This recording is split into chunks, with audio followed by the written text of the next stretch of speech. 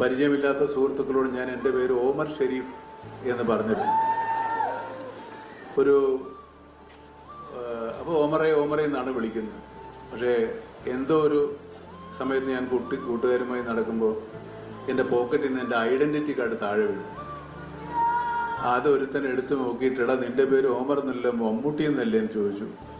അന്ന് മുതലാണ് ഞാൻ എൻ്റെ സുഹൃത്തുക്കളുടെ ഇടയിലും ഇപ്പോൾ നിങ്ങളുടെ ഇടയിലും മമ്മൂട്ടി എന്നറിയപ്പെടുന്നത്.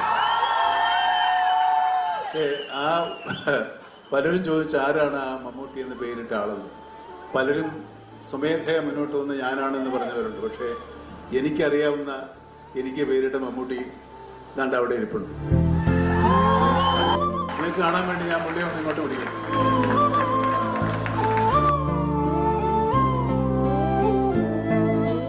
അദ്ദേഹത്തിൻ്റെ പേര് ശശിധരൻ എന്നാണ്. പലരും എന്നോട് ചോദിച്ചിട്ടുണ്ട്. ഞാൻ ഇയാളെ ഒളിച്ചു വെച്ചിരിക്കുകയായിരുന്നു, പുറത്തു വിടാതെ, ഒരു സർപ്രൈസ്. ഇങ്ങനെ 4 പേര് കാണുക ഇയാളെ പരിചയപ്പെടുത്തണമെന്ന് എനിക്ക് വലിയ ആഗ്രഹമുണ്ടായിരുന്നു.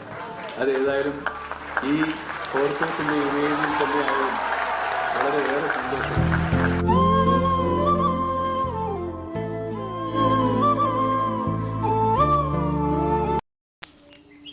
ഇതുപോലുള്ള അപ്ഡേറ്റുകളുമായി ഇനിയും വരാം.